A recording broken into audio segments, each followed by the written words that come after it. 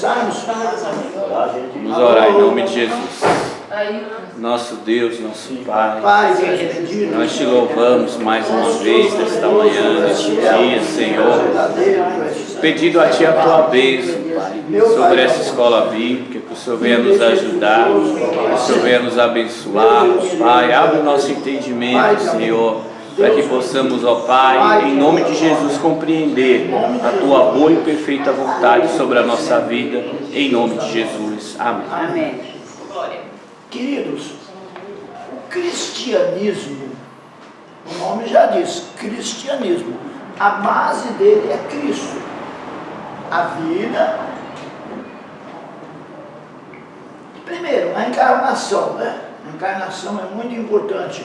O fato de Cristo ter se feito, de Deus ter se feito carne para habitar entre nós. Então, o cristianismo, as bases do cristianismo são a encarnação, a vida de Cristo, porque a vida dele toda, ele nos ensinou a obedecer o Pai. E morreu obedecendo o Pai. Então, o principal do cristianismo é a encarnação, a vida, a morte, a ressurreição de Cristo, sua ascensão e a promessa da segunda vinda. Então veja que são 6 passos. Olha lá, vou repetir. Primeiro passo, encarnação. Diga, primeiro passo, encarnação. Primeiro passo, encarnação. Segundo passo, a vida de Cristo. Segundo passo, a vida de Cristo. Terceiro passo, a vida de Cristo em obediência. Terceiro passo, a vida de Cristo em obediência. Quarto passo, a morte de Cristo. Quarto passo, a morte de Cristo. Quinto passo, a sua ascensão. Quinto passo, a sua ascensão. Sexto passo, a promessa, a sua ressurreição. Sexto passo, a sua promessa da ressurreição. E tem um sétimo passo, que é a promessa da sua vinda. Ele prometeu voltar. A promessa da sua vinda. Ele prometeu voltar, prometeu vir. Então hoje nós vamos falar da morte expiatória de Cristo. Por que é expiatória? O que é expiatória? Fazer expiação é cobrir, é tampar, é limpar. Isso é fazer expiação. A morte de Cristo, ela é expiatória. Ela fez expiação por nós. Ele levou sobre si as nossas culpas. Sabe quando acontece alguma coisa e a pessoa paga sem dever? A gente diz assim, pegaram o fulano para bode expiatório. Já ouviram essa expressão? Ah, não foi ele que fez isso não, pegaram ele para bode expiatório. Ou seja, pegaram ele no lugar dos outros. Assim foi Cristo. A morte de Cristo foi expiatória, foi em nosso lugar. Tá? Também conhecida como vicária. O que significa a palavra vicária? A palavra vicária significa substitutiva, que substituiu. É por isso que o padre, ele é o vicário. Em latim, ele é o vicário. Aí no Brasil se fala vigário, né? No interior se falava muito isso. Ah, o seu vigário, tal, se chamava muito o padre de vigário, que é a forma em português da palavra vicários, que é substituto. Portanto, saibam que, de acordo com a doutrina católica, o padre é um substituto de Jesus Cristo. Tá bom? Principalmente o Santo Padre, que é o Papa. Ele é o substituto de Jesus Cristo. Hoje ele já não faz muito isso, porque o povo já estudou mais, o povo já está mais com os olhos abertos. Mas em algumas reuniões mais especiais, ele aparece com uma faixa na mitra. Aquele negócio que ele usa chama-se mitra, tá? Ele aparece com uma faixa na mitra escrito Vicaris Filii Dei, que em latim significa substituto do Filho de Deus. Então o Papa, para os católicos, ele é o substituto de Jesus Cristo. Jesus Cristo não tem substituto, tá? O que Jesus Cristo tem é um continuador da sua obra chamado Espírito Santo. Que quando ele estava aqui com os apóstolos, com os discípulos, ele estava aqui na terra, era ele que consolava, era ele que guiava, era ele que aconselhava. Agora ele foi para o céu, está à direita do Pai, e o Espírito Santo é que faz isso.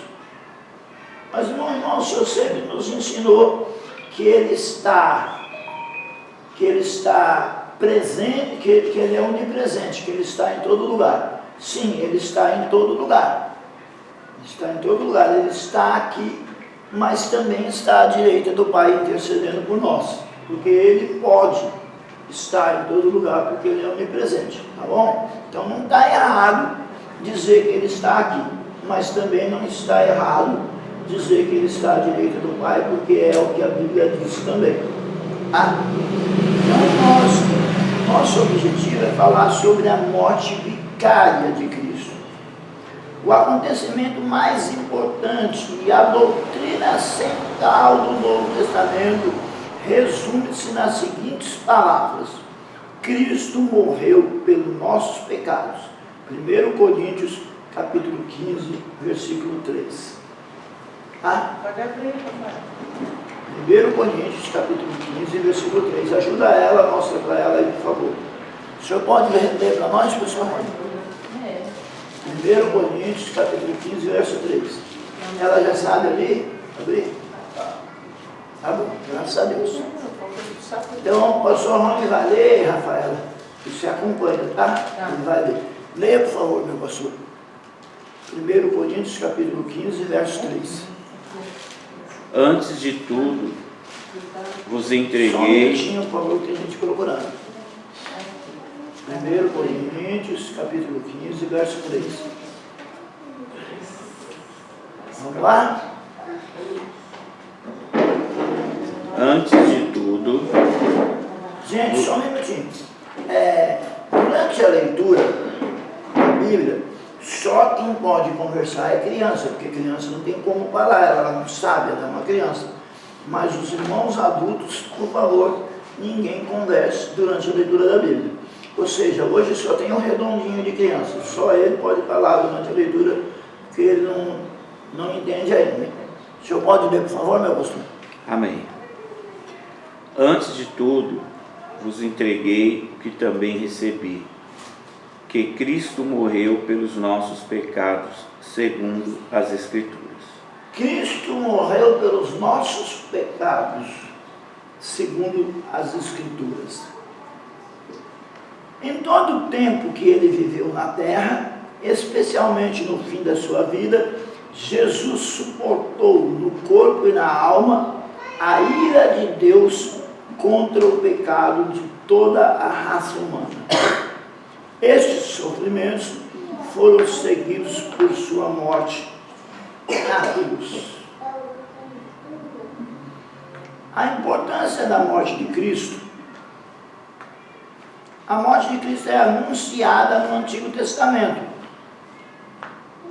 O Antigo Testamento já fala da morte de Cristo. Aliás, todo o Antigo Testamento aponta de alguma maneira para Cristo. Esse costume que o pessoal tem. Mas isso está no Antigo Testamento, isso está no Antigo Testamento. Como se o Antigo Testamento não valesse nada, isso é errado. O Antigo Testamento tem um grande valor. O que a gente não pode é pegar os usos, os costumes, a tradição do Antigo Testamento e jogar em cima da igreja diretamente. Isso não pode fazer, porque é outra época, é outra cultura, é uma nova aliança. O Antigo Testamento é a antiga aliança, o Novo Testamento é a nova aliança. Mas ele continua sim tendo valor. Tanto tem valor que ele inteiro aponta para Cristo. Vamos lembrar isso, que o Antigo Testamento inteiro aponta para Cristo? Vamos ler Lucas 24, 44.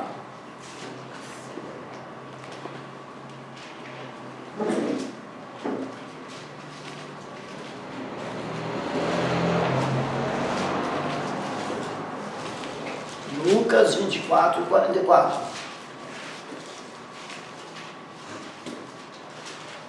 Encontrar. Pode ler, pastor. Amém.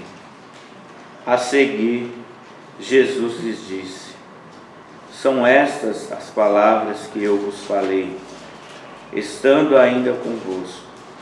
Importava se cumprisse tudo o que de mim está escrito na lei de Moisés, nos profetas e nos salmos. Então, como eu já ensinei aqui algumas vezes, quando Jesus diz isso, ele está dizendo que todo o Antigo Testamento apontava para ele. A lei de Moisés, profetas e salmos são as divisões do Antigo Testamento hebraico. Então, o Antigo Testamento também já aponta, de alguma maneira, para a morte de Cristo. Pastor Rony, por favor, Salmo 41, versículos 9 ao 11. Salmo 41, versículos 9 ao 11.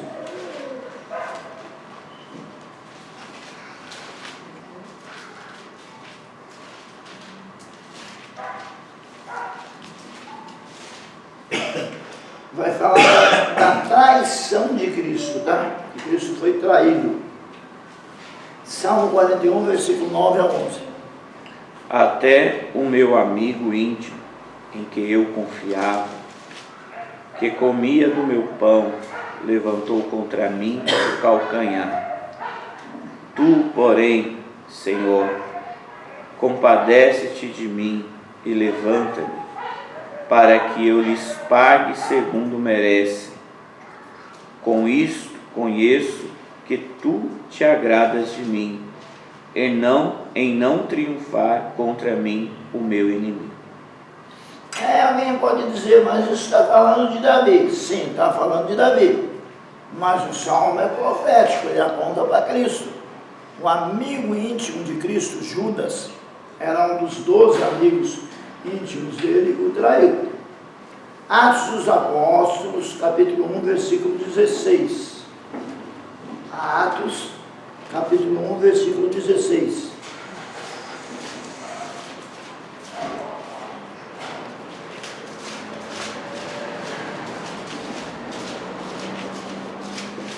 É bom estar na igreja logo cedo, lendo a Bíblia, pensando nas coisas de Deus, estudando.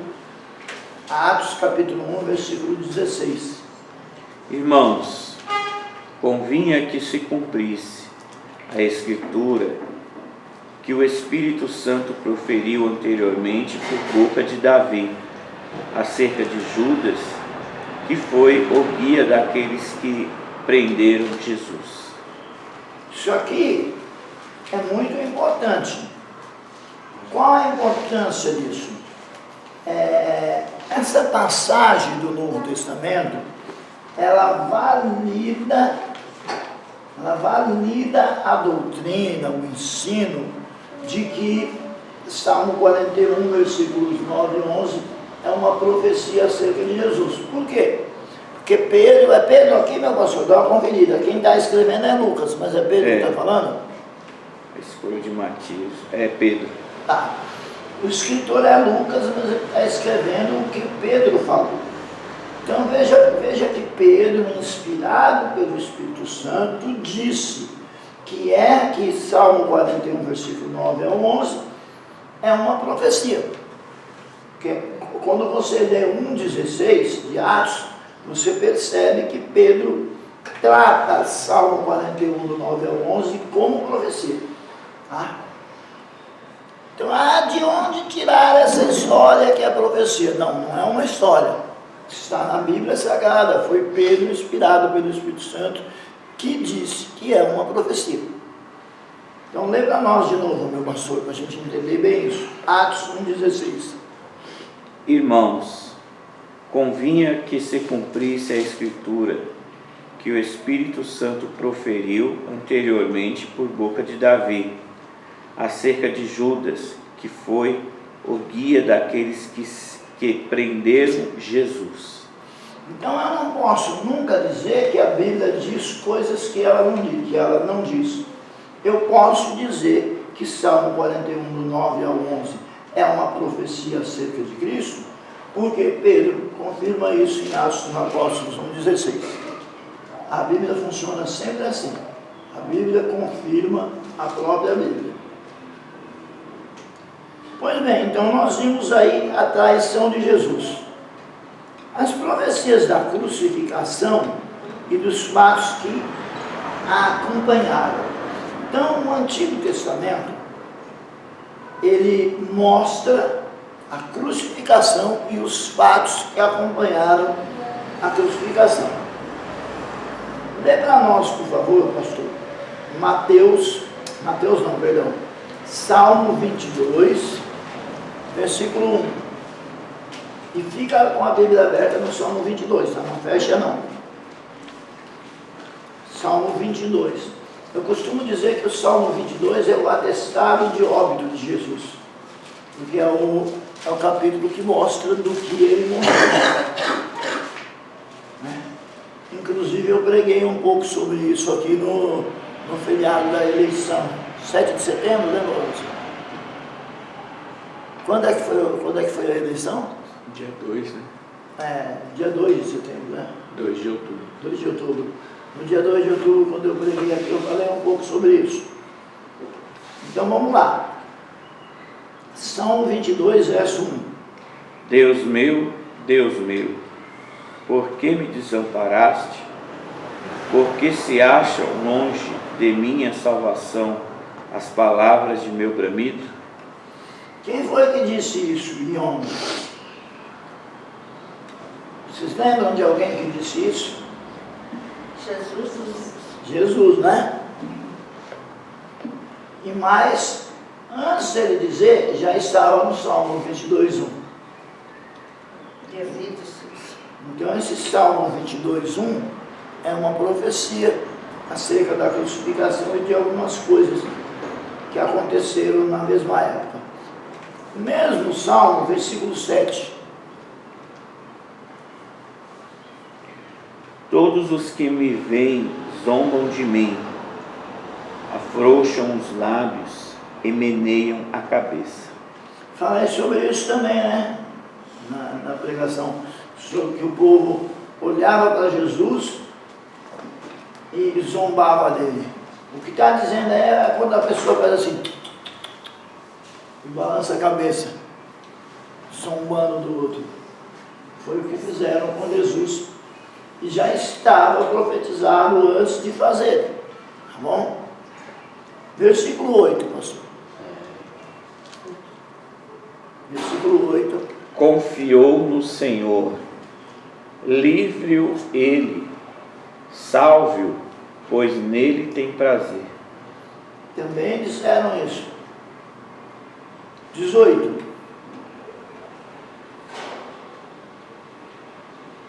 Repartem entre si as minhas vestes, e sobre a minha túnica deitam sortes. Fizeram tudo isso com Jesus ou não? Fizeram, minha gente? Sim. E o salmista está dizendo antes de acontecer. Ou seja, são salmos proféticos. Agora, vai lá para Mateus agora. Vou esperar vocês chegarem lá, que aí eu falo o capítulo e o versículo. Estão em Mateus? Capítulo 27. Mateus 27? Isso. Mateus 27.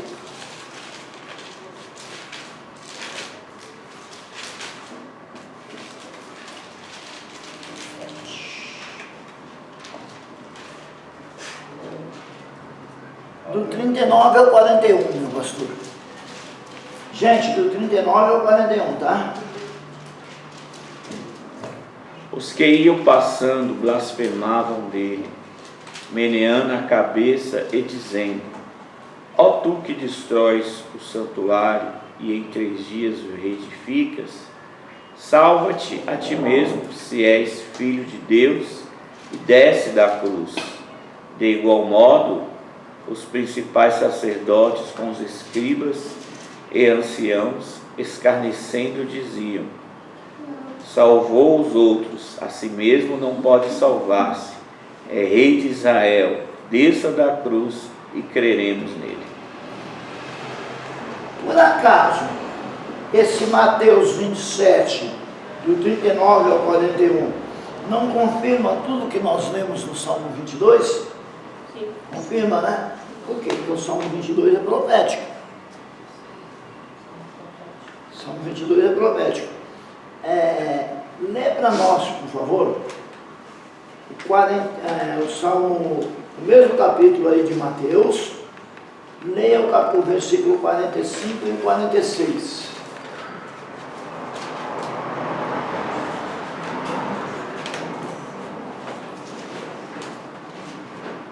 Desde a hora sexta até a hora nona, houve trevas sobre toda a terra. Por volta da hora nona, clamou Jesus em alta voz, dizendo: Eli, Eli, Eli, Eli, sabacano. O que quer dizer? Deus meu, por que me desamparaste? Então essas profecias, elas mostram a crucificação de Cristo e algumas coisas ligadas à crucificação. Vejamos se há profecia da ressurreição de Cristo. Então volta lá para Salmo 16.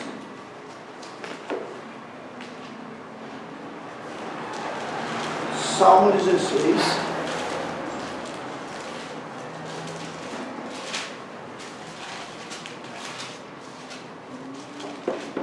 Está todo mundo lá? Sim. Ajuda a Rafaela. Salmo 16. Agora lê versículos 8 até o 10. 8. Salmo 16, do 8 ao 10. Ó Senhor, tenho sempre a minha presença, estando a Ele a minha direção, não serei abalado. Alegre-se, pois, o meu coração, e o meu espírito exalta. Até o meu corpo repousará seguro, pois não deixará a minha alma na morte, nem permitirá que o teu santo seja como corrupção. Até o 10. Então vejam, que está falando que ele não permaneceria morto. Quem está dizendo isso é Davi. Mas vai lá para Atos dos Apóstolos, para a gente ver o que vai acontecer.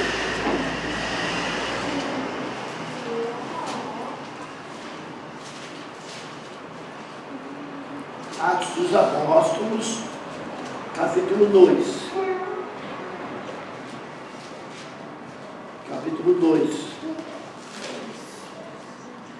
Versículo 22. 22.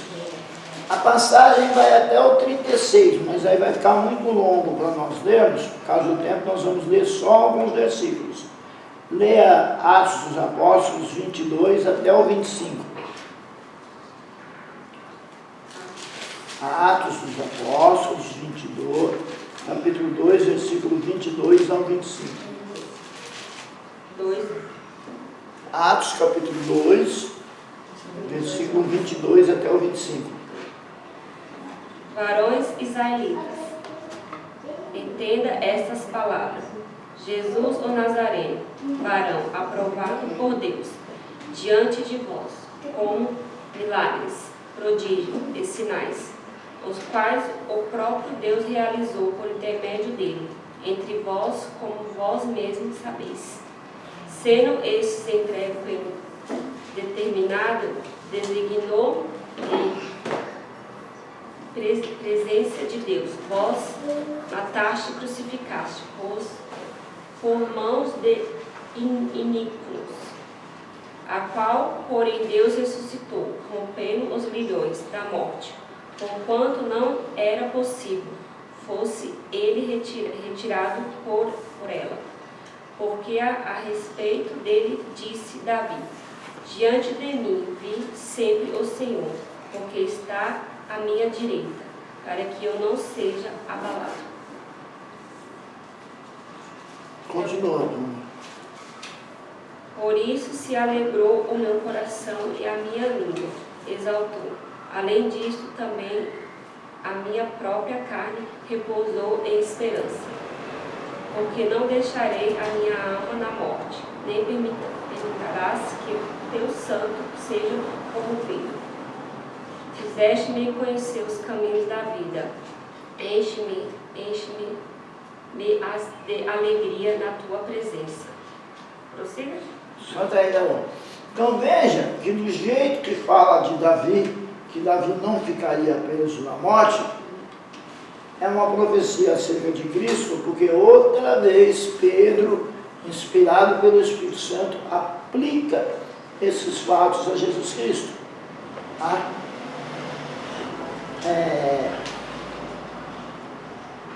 Nos livros proféticos, que são os profetas maiores e os profetas menores, veja aí, qual é o primeiro livro profético? É Isaías, não é? Vai lá no índice da Bíblia, tem os livros todos. Então vamos ver qual é o primeiro livro profético, Isaías, não é? Olha aí, depois de Cantares de Salomão. É Isaías?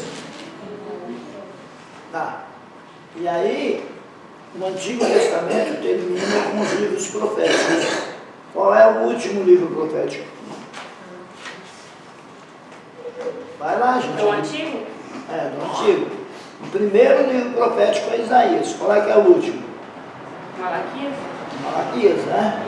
Então, desde Isaías até a Malaquias, nos livros proféticos, existem várias profecias que apontam para Jesus. Tá bom? Vamos ver aí algumas. Isaías 53.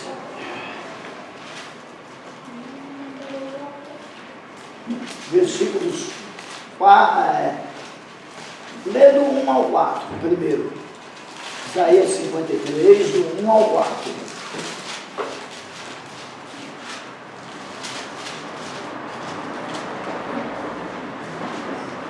Isaías 53. Do 1 ao 4. Quem creu em nossa pregação, e a quem foi relevado o braço do Senhor, porque foi subido como renovo perante ele, e como raiz de uma terra seca, não tinha aparência nem formosura, olhando, mas nenhuma beleza havia que nos agradasse. Era desprezado e mais rejeitado entre os homens, o homem de dores, e que sabe o que padece, e como um de quem os homens esconde o rosto. Era desprezado, e dele não fizemos caso. Certamente ele tomou sobre si as nossas enfermidades e as nossas dores. Levou sobre si, e nós reputávamos como aflito, ferido de Deus e oprimido. Que versículo o senhor dá? Era o 4. 4, leu até o 4. Até o 4. Está falando de Jesus na cruz. Isso. Falando da aparência dele na cruz, a aparência sofrida dele e do fato dele ter sido desprezado na cruz. Certo? Certo. Agora leia. Continue, do 5 até o 9. Mas é. Vamos lá, minha gente. Isaías capítulo, só para continuar. A senhora falou no versículo 4, agora continue até o versículo 9. Isaías 53, do 5 ao 9. Você vai ler, Zé? Você vai ler, Zé? Zé, vai ler. Qual que é o versículo? Isaías 53, do 5 ao 9.